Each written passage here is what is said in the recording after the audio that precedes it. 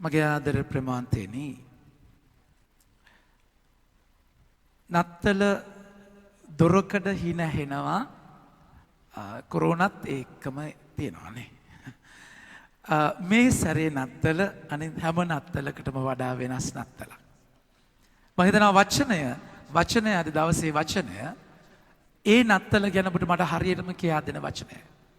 ඔබගේ මට ඔබ මම අවදි කරන්නේ ඒ වචනයයි. මගේ ආදර ප්‍රේමාන්තයනි මේ ඉරිදා ප්‍රධාන වශයෙන් අපි මෙනෙහි කරන්නේ ස්වාමින් වහන්සේගේ වැඩ සිටින ස්ථානය ගැන. උන්වහන්සේ මේ ලෝකයේත් එක්ක ගැලවීම ඉතිහාසයේ ගනුදෙනු කරපු විදියක් තිබුණා මගේ ප්‍රේමාන්තයනි.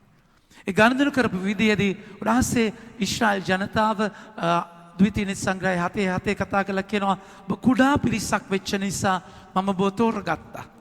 යෙසායා පොතේ කතා කරන ඔබ පණුවෙක් වගේ හිටියේ. ඔබ පණුවෙක් වගේ හිටියට මම ඔබ මඩින යන්ත්‍රයක් කරනවා. මේ දයාබර තෝරා ගැනීම තුල ස්වාමින් වහන්සේ ඔබව මාව අරගෙන යන විදියක් තියෙනවා. ඒතර ඊශ්‍රායල් ජනතාවව දයාබරව තෝරගෙන උන්වහන්සේ කිවිසුමක් ඇති කර ගන්නවා උප්පත්ති 15 ආබ්‍රහම්තුමත් එක්ක. ඒ කිවිසුමේදී ඔබ මගේ දෙවියන් වහන්සේ මම ඔබගේ දෙවියන් වහන්සේ ඔබ මගේ ජනතාව කියන තැනත් එක්ක. මගේ ආදර ප්‍රේමාන්තයනි, ඒතර මේ දෙවියන් වහන්සේ උන්වහන්සේ එයාලත් එක්ක ඉන්නවා කියන එක විදියෙන් වලින් පෙන්වන ඉතිහාසය පුරාවට. ගිනි ටැබක් වගේ නික්මයාමදී උන්වහන්සේ රාත්‍රියේදී ගියා. වලාටමක් වගේ දහවලේදී එයාලත් එක්ක හිටියා. එයාලත් එක්ක සම්බන්ධ වුණා. මගේ ප්‍රේමාන්තනේ මෝසස් කඳමුදනේ කතා කරා. ඒ පණිවිඩය පහලට අරගෙන ආවා. එතකොට ගිවිසුමක් දුන්නා මේ ගල්පුවරු දෙකක ලියපු ඒ ගිවිසුම දුන්නා. ඒ ගිවිසුමත් එක්ක එයාලා දෙවියන් වහන්සේ උන්වහන්සේ සම්බන්ධතාවයකට අරගෙන ආවා. ඒතර මිනිස්සාට මිනිස්යාට හරි වැදගත් වුණා ඊශ්‍රායල් ජනතාවට උන්වහන්සේ අපිත් එක්කද කියන එක. A presence of God. යොහෂම්මා කියලා අපි කියන්නේ එකයි. ඒතර උන්වහන්සේ ඔබත් එක්ක මාත් එක්කද කියන එක එයාලට ලොකු ප්‍රශ්නයක්. ඒතර ඒක තමයි එයාලගේ ප්‍රධානම දේ උනේ. ඒතර දෙවියන් වහන්සේව එයාලත් එක්ක තියාගන්න මොකද එයාලා කරේ? එයාලා දසපනත ඉෂ්ට කරා. මොකද දසපනත කඩද්දී දෙවියන් වහන්සේ එයාලගෙන් අයින් වෙනවා. එයාලා විප්‍රවාස වෙනවා. එයාලා දුක් විඳිනවා. ලෙඩ රෝග එනවා. වසංගත එනවා. පීඩා වෙනවා. දෙවියන් වහන්සේ එයාලාගත් එක ඉන්නවනම්. ඒතර ඒ වැඩ සිටීම ඊට පස්සේ බරපතල විදියට අත්දැක්කේ ගිවිසුම් කරඬුවත් එක්ක. ඒතර ගිවිසුම් කරඬුවේ තිබුණේ මෝසස්ගේ ගල්පුවරු දෙක, දෙවියන් වහන්සේ අතින් ලියපු දසපනත අතින් ලියපු ගල්පුවරු දෙක, ආරෝන්ගේ සැරෑටිය මන්නා ටිකක් මේකේ දාලා මේ එතකොට දෙවියන් වහන්සේත් එක්ක සම්බන්ධතාවය ඒ පෙට්ටියත් එක්ක ගිවිසුම් කරඬුවත් එක්ක තියාගත්තා. ඒතර ඒක දෙවියන් වහන්සේගේ වැඩ සිටීම කියලා අත තිබ්බය මැරෙනවා. යුද්ධ කරද්දී ඒක එයාලා ඉස්සරහින් අරගෙන යනවා. ඒතර දෙවියන් වහන්සේ එතන හිටියා කියන එක. මගේ ප්‍රේමාන්තයනි, එයාලා ඊශ්‍රායල් ජනතාව ගෝත්‍රයක් වශයෙන් සංක්‍රමණය වෙච්ච ජනතාවක්. ඒතකොට ඒ සංක්‍රමණය වෙනවා කියන දේත් එක්ක විශේෂයෙන්ම එඬේරුන් තනකොළ තන මිටියාවත් හොයාගෙන තැන් වලට ගියා වගේ. ඒතර එයාලා සංක්‍රමණය වෙන තැනක ඒ ගිවිසුම් කරඬුව කූඩාරමක එයාලත් එක්ක හැමතැනම ගියා. මගේ ආදර ප්‍රේමාන්තයනි, එතකොට ඊට පස්සේ තමයි එයාලා රජෙක් ඉල්ලන්නේ. මේ නත්තලේ මෙච්චර ගැඹුරක් තියෙනවා මේ පසුබිමේ. එයාලා රජෙක් ඉල්ලනවා. මොකද අනිත් ගෝත්‍රවලට රජවරු හිටිය නිසා. ඒතර ඊට පස්සේ මොකද කියන්නේ? සාමුවෙල් කතා කරලා කියනවා දෙවියන් වහන්සේ සාමුවෙල් රකින්නවා. රජෙක් ඉල්ලන්න එපා. ඒකෙන් ඔබ දුක් විඳිනවා. එයාලා ඕනම කියද්දි සාවුලු රජය ඒගොල්ලන්ට දෙනවා. එතකන් දෙවියන් වහන්සේ තමයි රජ වෙලා හිටියේ. සාවුලුගෙන් ඒගොල්ලෝ තිත්ත වෙනවා හැම දෙයක්ම. දාවිත් පත් වෙනවා ඊට පස්සේ. දාවිත් තමයි ඉශ්‍රායල කියලා කියද්දී මගේ ප්‍රේමාන්තයනි ජුදා ඒ කියන්නේ උත්තර රාජ්‍ය දක්ෂිණ රාජ්‍ය කොටස් දෙකකට කැඩුනා.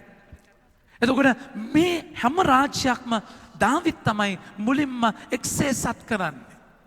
එතකොට එක්සේසත් කරායින් පස්සේ තමයි ඒගොල්ලෝ සෙටල් වෙන්නේ. දැන් ඔන්න බලන්න නත්තල එන විදිය. එයාලා සෙටල් වුණායින් පස්සේ දැන් දෙවියන් වහන්සේගේ කරඬුව ඒ වැඩ සිටීම කූඩාරමක එයාලත් එක්ක හැම තැනම ගියා. දෙවියන් වහන්සේ එයාලත් එක්ක හිටියා කියන අර්ථයත් එක්ක. ඒතර දාවිත් මාලිගාවක් ජෙරුසලමේ හදනවා. එතකොට මොකද වෙන්නේ? දාවිත් ඕන වෙනවා දෙවියන් වහන්සේට මාලිගාවක් හදන්න. ඒක තමයි අද පළවෙනි කියවීමේ ආරම්භය මගේ ප්‍රේමාන්තයනි. උන්වහන්සේ මාලිගාවක් හදන්න හදනවා.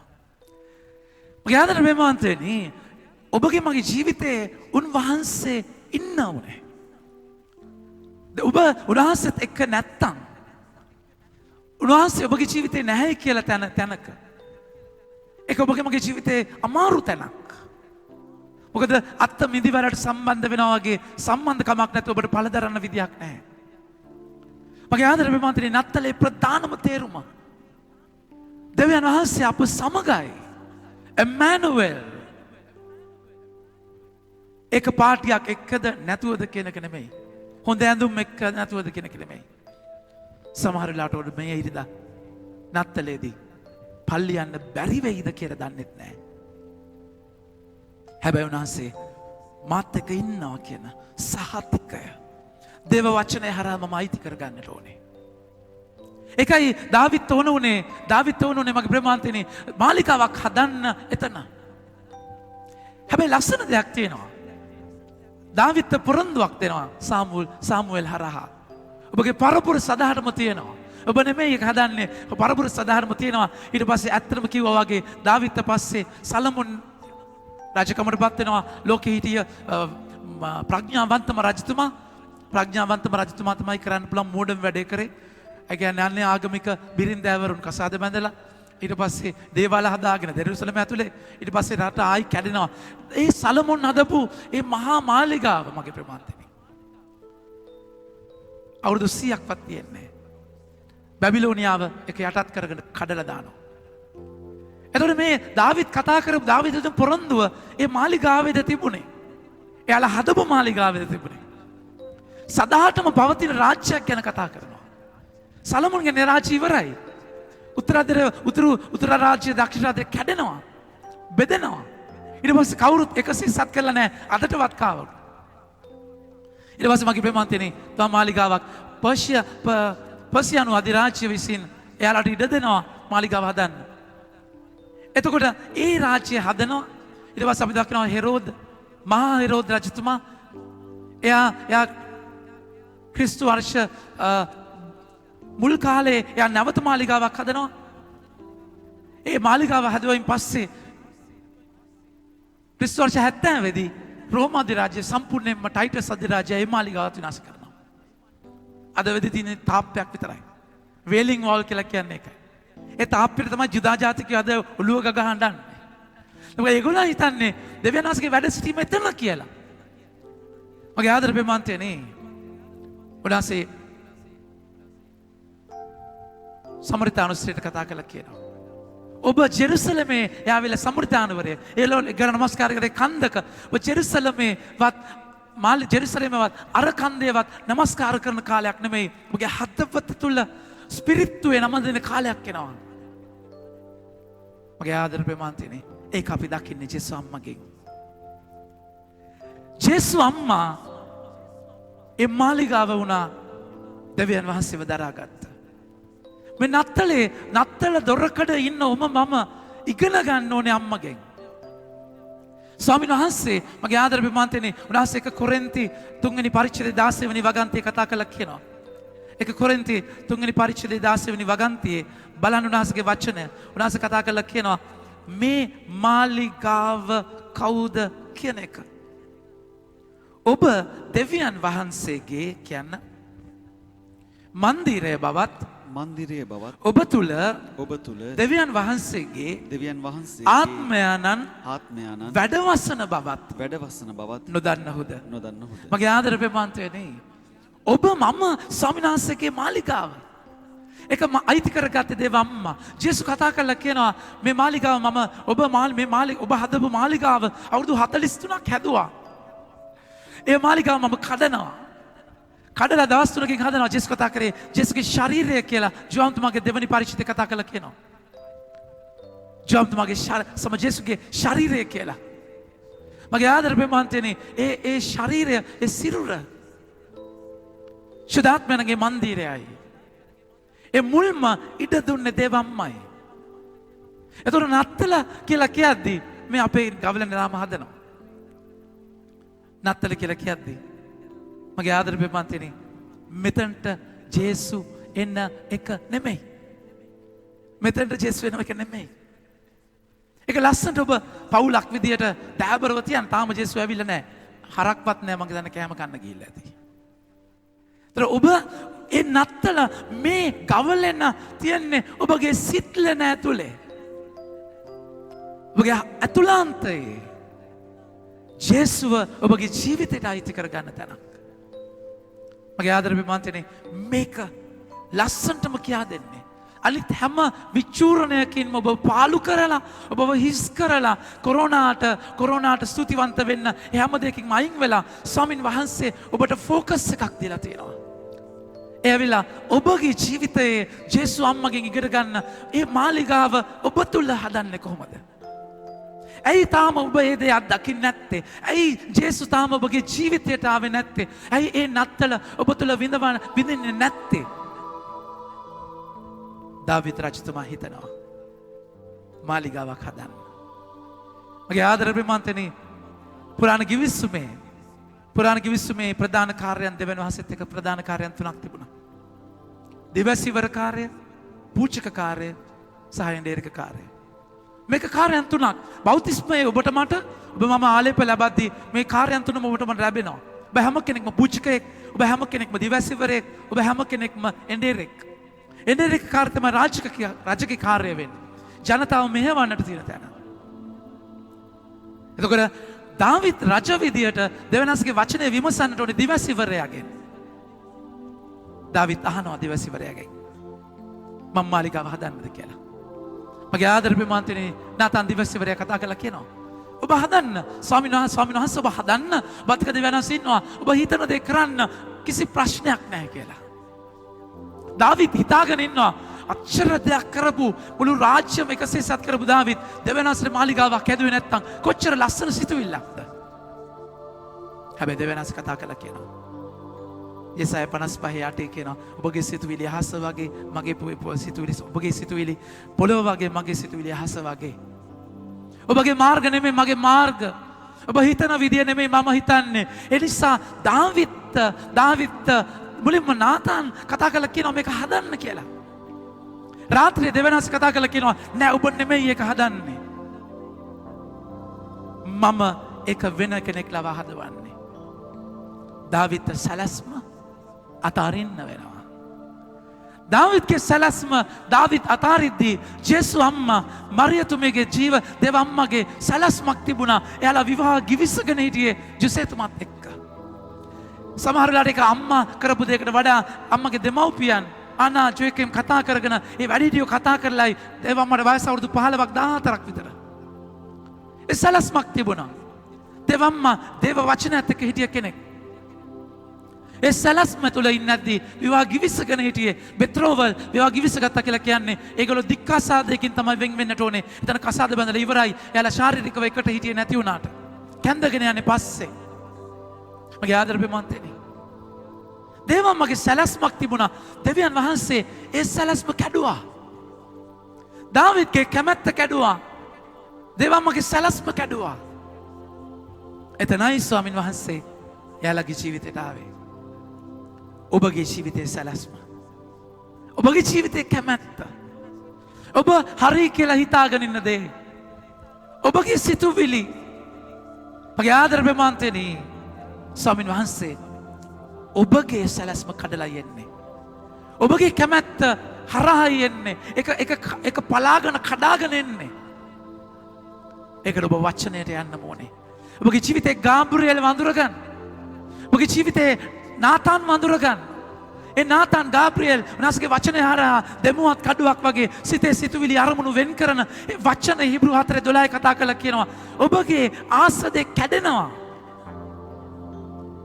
සමහර වෙලාවට මේ අවුරුද්ද අනිත් හැම නත්තලකට වඩා වෙනස් අවුරුද්දක්. අපි පුංචි ස්ටුඩියෝ එකක් හදාගත්තා. මගේ ප්‍රමාන්තේනි. ඒ ස්ටුඩියෝ එකේ නත්තල් ගහ මට කෙනෙක් දුන්නා. ෆාදර් මේ සැරේ අපි හදන්නේ නැහැ. බල්බ් සැරසිලි ඔක්කොම ටික දුන්නා. උදේ රිෆ්ලෙක්ෂන් එකේ පැත්තේ තියෙන නත්තල් ගහ. අපි මේ අවුරුද්ද කිසි දෙයක් කරන්නේ නැහැ ෆාදර්. මගේ ආදර ප්‍රමාන්තේනි. ඔබ එක අරගල වල යන්නේ. ප්‍රශ්න ගොඩක ඔබ සමහර දරුවන්ට පෙන්නලත් නැහැ. අමාරුකම් ගොඩක් තියෙනවා. ඔබට ලාස් වෝනින් එක හම්බෙලා තියෙන ජොබ් එකේ නැති වෙයිද කියලා. සමහර මේ අන්තිම පඩිය ඊට පස්සේ මොකද්ද වෙන්නේ? ඔබගේ ෂිප්මන්ට් එක හිර වෙලා කන්ටේනර් එක ක්ලියර් කරගන්න බැරිව අරගල ගොඩක ඔබගේ පඩිය කපලා බෝනස් නැහැ. ඔබ ප්‍රශ්න ගොඩක ඉන්නේ.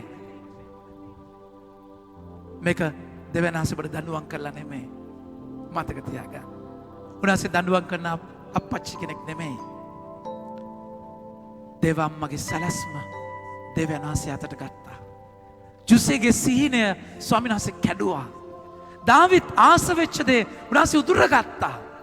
ඒක ඊර්ෂ්‍යාවකින් නෙමෙයි. දාවිත් කැමති දේ අරගෙන දේවම්ම කැමති දේ අරගෙන මගේ ආදර බිමන්තිනේ ස්වාමීන් වහන්සේගේ සුවහස් සැලැස්ම ඒ ජීවිතවල දිග වෙන්නේ දිග හැරෙන්නේ. ස්වාමීන් වහන්සේ ඔබගේ කැමැත්ත ඉල්ලන්නේ ඒකට. ඒ රාජ්‍ය පෙළපත ඒ කවදාවත් නැති වෙන්නේ නැති තැනකට ඔබගේ නැති වෙන උච්චාවචේෂණය වෙන අනිත්‍ය සැලැස්ම උන්වහන්සේ නිත්‍ය සදාතනික අචින්ත්‍ය මහා ගැලවීමක් ගෙන දෙන දෙයකට පෙරලන්න උන්වහන්සේ ඔබගේ ජීවිතයට එන්න යනවා. හැබැයි තාම ගාබ්‍රියෙල්ට කතා කරන්න වෙලාවක් නැහැ. ඔබ හරි බිසි. ඔබ නාතන්ට තාම කෝල් එක ගත්තේ නැහැ. ඔබ හරි බිසි. තරුණාද කියන එක මම හිතනවා මේ නත්තල තමයි ඔබ අඩුවෙන්ම බිසි වෙච්ච නත්තල. හැබැයි සමහර අය තාමත් බිසි. මගේ ප්‍රමාන්තනේ බිසි වෙන කී දෙනෙට කොරෝනා හැදෙයිද කියලා දන්නේ නැහැ. මොකද දැන් පොකුරු පිටින් අහුවෙන්නේ නේ. පොකුරු පිටින් චෙක් කරන තැන් වල පොකුරු පිටින් අහුවෙන්නේ. නත්තල් shopping ගිහිල්ලා මිනිස්සුත් එක්ක ගැටිලා හැප්පිලා ඔය හිතන්නේ නත්තල් shopping කරද්දී ඔබට කොරෝනා හැදෙන්නේ නැද්ද? එම් බයිබලේ පොරොන්දු නැහැ හොඳේ.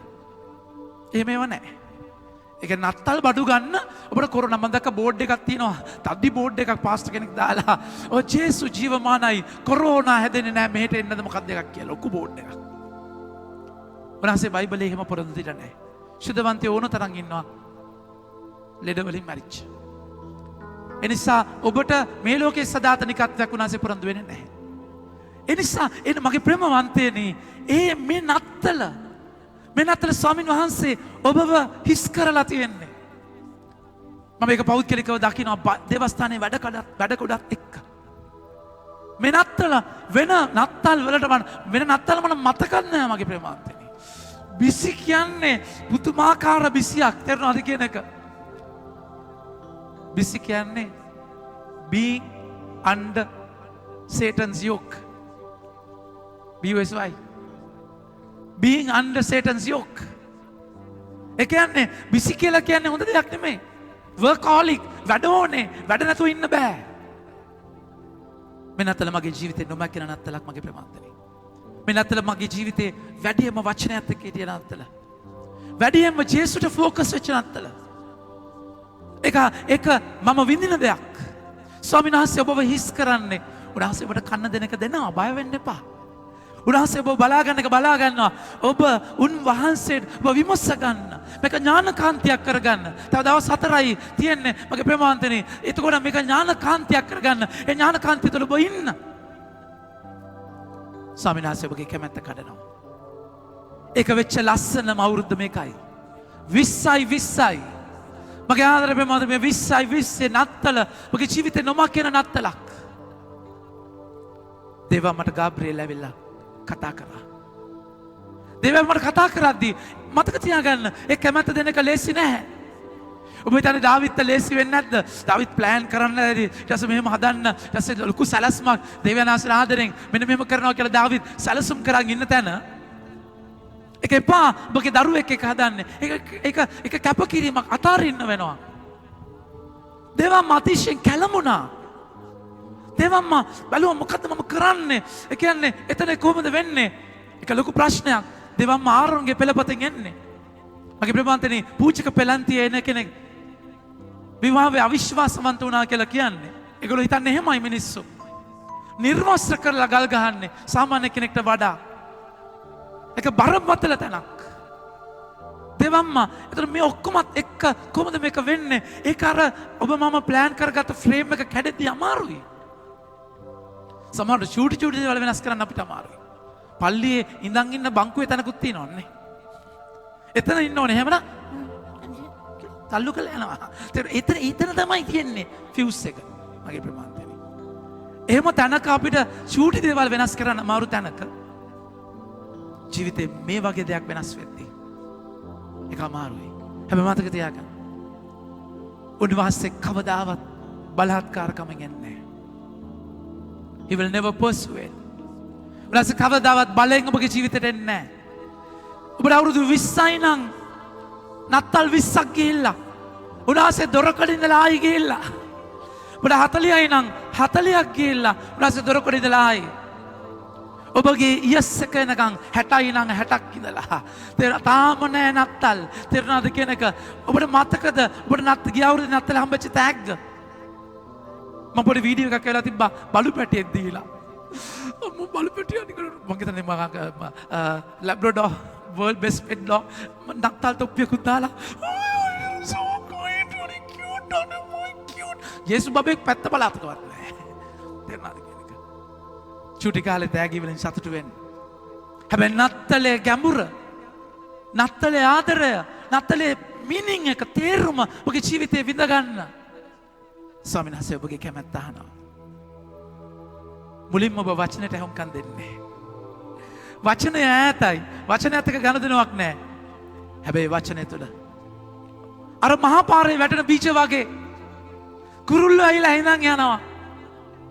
ඊට පස්සේ ගල් තලාවේ වැටෙනවා වගේ ෂෝක් එකේ පිළිගන්නවා. හැබැයි පතුලක් නැහැ. ඇතුලේ බාධාවක්, ඇතුලේ බ්ලොක් එකක්. ඒක වෙල්ලා යනවා. කටුපඳුරුත් එක වචනේ අයිති කරගෙන කටුපඳුරු යටත් කරනවා. පළදරලා නැහැ. ජේසු අම්මයි මගේ ආදර ප්‍රේමවන්තිනි. ජේසු අම්මයි ඒ මහා සාරවත් භූමිය, ඇගේ ගැබ, ඇගේ හිත, ඇගේ හදවතට අයිති කරගන්න වචනය ඇගේ ගැබ තුල පළදරනවා. මහා රුස්ස ගහක් වෙලා කුරුස්ස ගහක ඒ ඵලය දරලා මුළු ලෝකයටම ගැලවීම ගේනවා. මගේ ආදර ප්‍රේමන්තේනි ඔබගේ කැමැත්ත ස්වාමිනාසට ඕනේ. ඔබගේ කැමැත්ත ඒක අමාරු දෙයක්. ඒක අමාරු දෙයක්. හැබැයි උන්වහන්සේ ඔබගේ කැමැත්ත අහනවා. උන්වහන්සේ ඔබගේ කැමැත්ත ලැබෙනකන් ඉන්නවා. ඇයි අවුරුදු 2000ක් දේව ජේසු හිටියේ? අවුරුදු 2000ක් ජේසු වෙන්න හිටියයි. අවුරුදු 2000 ලෝක ආරම්භයේ සිට අපි හිතමු ආදම් මේවට පස්සේ හිටිය පරම්පරාව දේවම්මා වගේ කෙනෙක් හිටියානම් එහෙනම් එදා ඉපදෙලා. උන්වහන්සේට ඒක පරක්කු කරන්න ඕනේ නැහැ. උන්වහන්සේට තැනක් තිබ්බේ නැහැ ඉපදෙන්න. උන්වහන්සේට කෙනෙක් හිටියේ නැහැ ජේසුව කුසට දාන්න. දේවම්මයි. මගේ ආදර ප්‍රමාන්තනේ. ඇයව ස්වාමීන් වහන්සේ දැක්කා. උන්වහන්සේ කලින්ම දැකලා ඒකයි පිරිසිදු කරේ. ජම පාපෙන් නිර්දෝෂ කරලා එව්වේ. ඇය එහෙම එව්වා කියලා ඇයිගේ කැමැත්ත ඇහුවේ නැත්නම් ගාබ්‍රියෙල් දේවදූතයා ඇවිල්ලා කතා කළා කියනවා. ඇයි කියනවා මම ඔබගේ දාසිය. ඔබ කී ලෙස සිදු වේවා. ඒ මොහොතේ මගේ ප්‍රමාන්තිනේ ජේසු ජීවමානව ඇතුළට ආවා. වචනය මාංශගත වුණා. ලෝකාරම්භයේදී දෙවියන්වහන්සේ කතා කළා කිව්වා ආලෝකය වේවා. ආලෝකය වේවා කියද්දී මුල්ම මැවිල්ල ලෝකෙ තුල සිද්ධ වුණා. ජේසු අම්මා කියනවා ඔබගේ වචනය ලෙස සිදු වේවා. ඒක තමයි ලෝකේ නැවත අලුත් මැවිල්ලක් නව ආදම් ඉපදිච්ච තැන. මගේ ආදර ප්‍රේමාන්තේනි. ඒක පුංචි ඉයස් එකක්. පුංචි කමක්, පුංචි වචනයක්. හැබැයි මහා ගැඹුරක් තියෙනවා. මගේ ආදර ප්‍රේමාන්තේනි ඔබගේ ජීවිතයේ ඒ ඉයස් එක ස්වාමීන් වහන්සේ ඉල්ලනවා. අම්මා කෙනෙක් විදියට, සම්පුරුෂයෙක් විදියට ඔබගේ ඉයස් එක ඔබ ආස විදියක් තියෙනවා. ඔබගේ බිරිඳ මෙන්න මෙහෙම වෙනවා නම් ඔබ ආසයි. ඔබගේ සම්පුරුෂයා මෙහෙම වෙනවා නම් ඔබ කැමතියි. මම ඒ අර පැත්තට මම කැමති නැහැ. ඒ විදියට මම කැමති නැහැ. ස්වාමීන් වහන්සේ ඔබගේ කැමැත්ත ඉල්ලලා ඔබගේ බිරිඳට යස් කියන තැන, ඔබගේ සම්පුරුෂයාට යස් කියන තැන, ඔබගේ කැමැත්ත මරලා එතන යස් කියන තැන, ඔබ මරාගෙන එතන කැමැත්ත දෙන තැන ඔබගේ ජීවිතේ ස්වාමීන් වහන්සේ උපදිනවා. ඔබගේ දුව පුතා, ඔබගේ අම්මා තාත්තා ඔබට යස් එකක් දෙන්න තියෙනවා. ඔබ තාම එතන අල්ලගෙන එතන එල්ලිලා ඔබ යස් එක දීලා නැහැ. ඒ යස් එකයි ස්වාමීන් වහන්සේ ඔබගේ නත්තලේ දොර අරින යතුරු. මගේ ආදර ප්‍රේමාන්තේනි ශුද්ධාත්මයන්ගේ මන්දිරය ඔබයි. ශුද්ධාත්මයන්ෝ වචනයත් එක්ක ලෝක ආරම්භයේදී වචනය සැරිසරපු තැන, වචනයත් එක්ක ආත්මයන්ෝ මුසු වෙච්ච තැන එතන නවමැවිල්ලක් වුණා. උන්වහන්සේගේ වචනය ආත්මයන්ෝ ඒ හිස්ව තිබිච්ච පසුබිමේ සැරිසරුවා කියලා ලෝක ආරම්භයේදී කතා කළා කියනවා. උන්වහන්සේ ආලෝකය වේවා කිව්වා. ශුද්ධාත්මයන්ෝ වචනයත් එක්ක මුසු වුණා. එතන ජීවිතේ පටන් ගත්තා. දේවම්මා වචනය තුල වචනයයි දේවම්මා වචනේ පිළිගන ශුද්ධාත්මයන්ෝ එත්ති ජේසුව කුසට ආවා. ඔබ තුල උන්වහන්සේ ජීවමාන වෙන්නේ දෙවනාස්ගේ වචනය සහ ආත්මයන්ගේ ආලේපයත් එක්ක. මගේ ආදර ප්‍රේමාන්තිනේ ඒකට ඔබගේ ඉඩදීම අනිවාර්යෙන් අවශ්‍යයි. ඒකට ඔබගේ අයිතිය දීම බරපතල විදියට ඕනේ. ස්වාමීන් වහන්සේ ඒ අයිතිය ඔබගෙන් ඉල්ලන්නේ. මගේ ආදර ප්‍රේමාන්තිනේ ඒකට ප්‍රොසෙස් එකක් තියෙනවා. එකපාර දෙවම්ම දර්ශන උනහාන් කිව්වා ගත්තා. ඉස්සෙල්ලෙස් නෑ. ඒක අමාරු දෙයක්. උන්වහන්සේ ගාබ්‍රියෙල් දේවදූතයා ඇවිල්ලා පොරොන්දුවක් දෙනවා. උන්වහන්සේ ශ්‍රේෂ්ඨ වෙනවා. උන්වහන්සේ මෙහෙම වෙනවා. ජේසුස් ගැන පොරොන්දුවක්. ඒ පොරොන්දුව අයිති කරගන්නවා ස්ට්‍රගල් එකකින්, අමාරුකමකින්. ඇයට පේන්නේ නැහැ. ශුද්ධාත්මයන්ෝ තමයි එතන ඇය තුල ඒ දැක්ම දෙන්නේ. ඉස්සෙල්ලා කැළඹිච්ච අම්මා දැන් 16ක් වෙනවා. වචනේ අයිති කරගන්නවා. ඔක්කොම තේරිලා නෙමෙයි. හැම දෙයක්ම සිතිය නිදාන් කරගෙන මෙනෙහි කරා. ඇයට ඉස්සරහට තේරුන්නේ නැහැ. ඇයි ජේසු 12 වයසේදී දාලා ගියේ? ඒක තේරුන්නේ නැහැ. ඇයි ජේසුට ඔළුවේ අමාරුවක් කියලා කියනවා. මිනිස්සු කියනවා ජේසුට පිස්සු කියලා. එතකොට ජේසු අම්මා යනවා ජේසු බලන්න. ජේසුට තේරුණ ජේසු අම්මා ජේසු මැරිලා මල කඳ උකුලේ තියෙද්දි ඔක්කොම තේරුන්නේ නැහැ.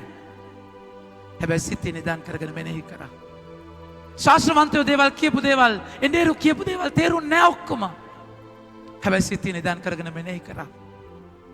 මගේ ආදර ප්‍රේමාන්තයනේ ඒ නත්තල ඔබගේ ජීවිතේ ඔක්කොම තේරිලා තීරණ ගන්න තැනක් නෙමෙයි. හැබැයි විශ්වාසයෙන් වචනය අයිති කරගෙන ඔබ කැමැත්ත දෙන තැන.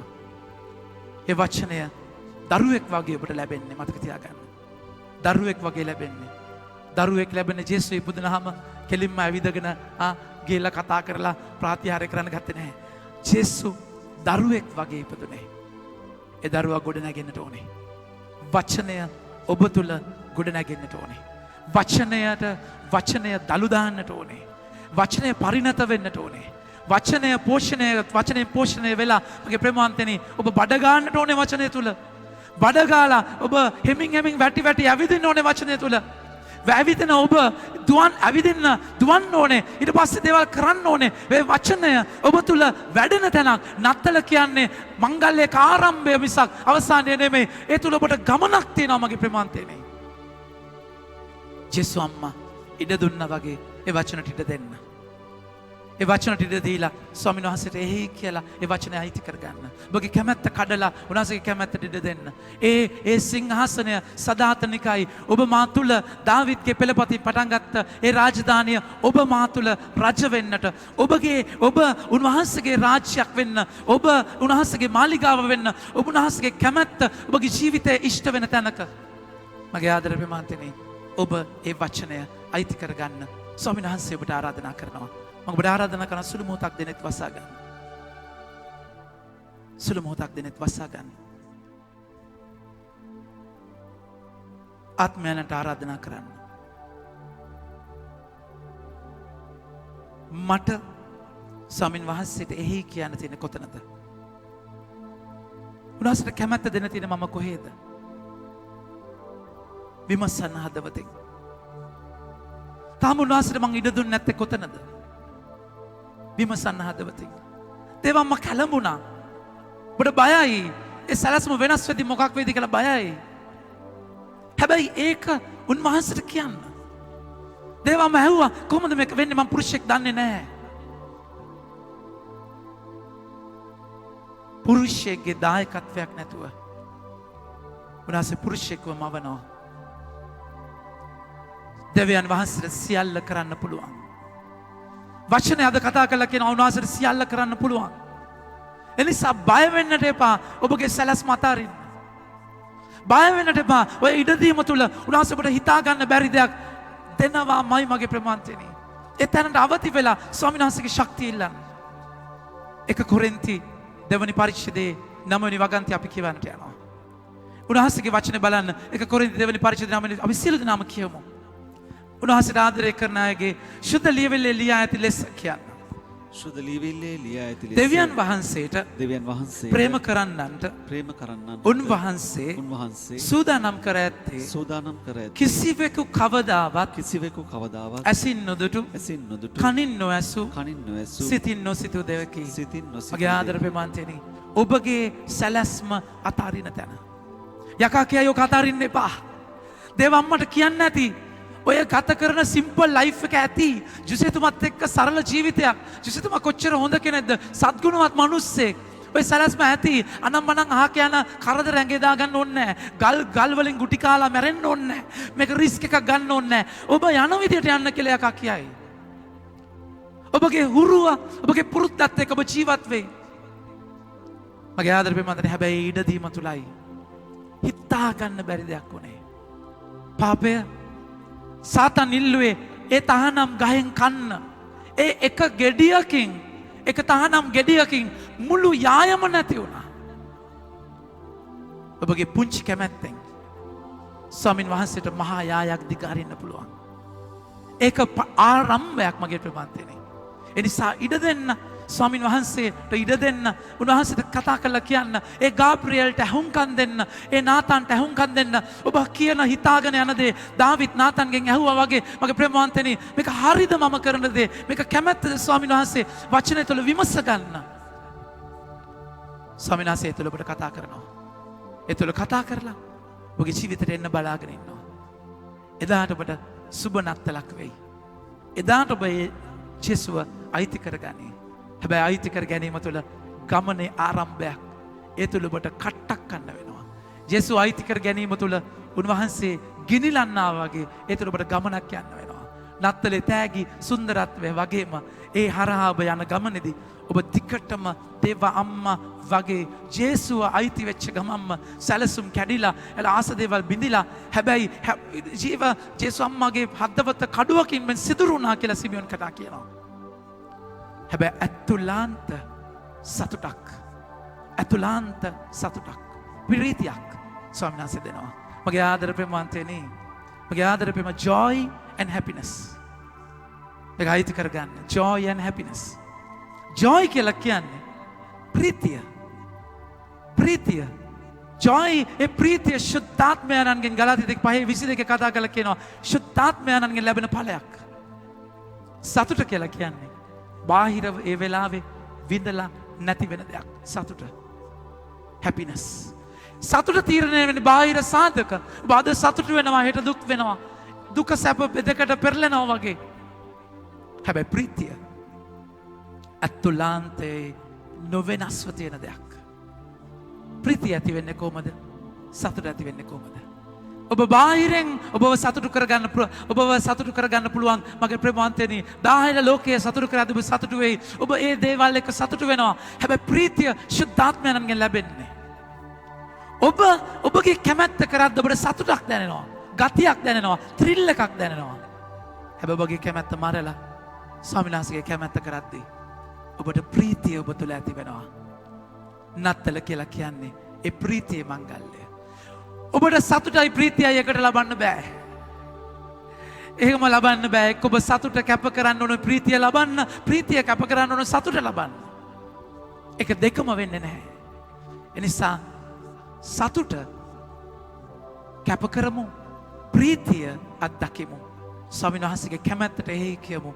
ඔබගේ කැමැත්ත අතෑරලා, ඔබගේ සතුට අතෑරලා, ඔබ උන්වහන්සේට එහි කියලා ඒ ප්‍රීතිය නත්තලේ සැබෑ අරුත ප්‍රීතිය විඳ ගන්නට අපි උන්වහන්සේට අපේ ජීවිතයේ ඉඩ ලබා දෙමු මගේ ප්‍රේමවන්තයනි.